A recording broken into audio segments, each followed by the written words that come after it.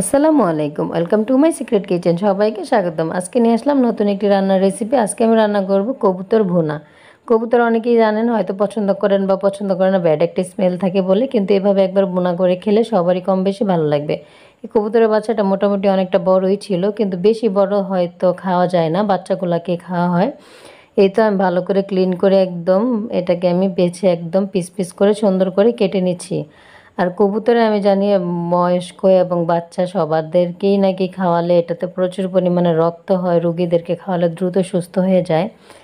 আর এত বেশি টকটকে গাঢ় একটা কলিজা ছিল, এটা দেখেই তো আমি একদম মনে হচ্ছে সব রক্ত এটার মধ্যে চলে এসেছে। একটা লেগ পিস করেছি আমি ছোট্ট একটি। কলিজাটা দেখে আমার খুবই ভালো লেগেছে। তো সব কিছু কেটে ধুয়ে আমি একদম ক্লিন করে নিয়েছি। কী কী মশলা লাগছে আমি দেখিয়ে দিচ্ছি। এখানে নিয়ে নিলাম 2 টুকরো দারচিনি, 3টা এলাচ, লং, গোলমরিচ, একটা তেজপাতা টুকরো করে, পেঁয়াজ, আর অবশ্যই একটা টমেটো নিতে হবে।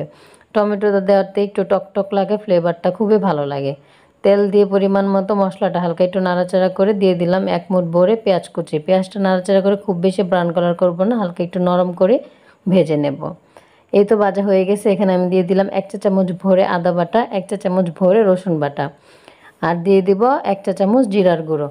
কবুতর রান্নাতে নাকি মশলার পরিমাণটা ব্যালেন্সে দিতে হয়, খুব বেশি ঝাল বা খুব বেশি স্পাইসি এগুলো ভালো লাগে না, অল্প মশলাতে রান্না করলে নাকি অনেক বেশি মজা হয়।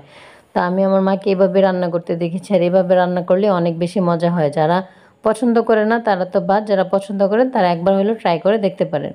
তো এই তো মশলাটা ভাজা ভাজা করে পরিমাণ মতো মশলা কষানোর জন্য পানি দিয়ে দিলাম 1/2 চামচ হলুদের গুঁড়া, 1/2 চামচ মরিচের গুঁড়া, 1/2 চামচের চেয়ে কম ধনে গুঁড়ো এবং স্বাদ মতো লবণ দিয়ে আমি এটা মশলাটা ভালো করে কষিয়ে এর মধ্যে দিয়ে দিলাম কেটে রাখা কুচি কুচি করে টমেটোটা দিয়ে আবার উপর থেকে একদম তেল ভেসে এসেছে। এই পর্যায়ে আসলেই এখানে মনে হতে বুঝতে পারবেন যেন একদম কষানো হয়ে গেছে।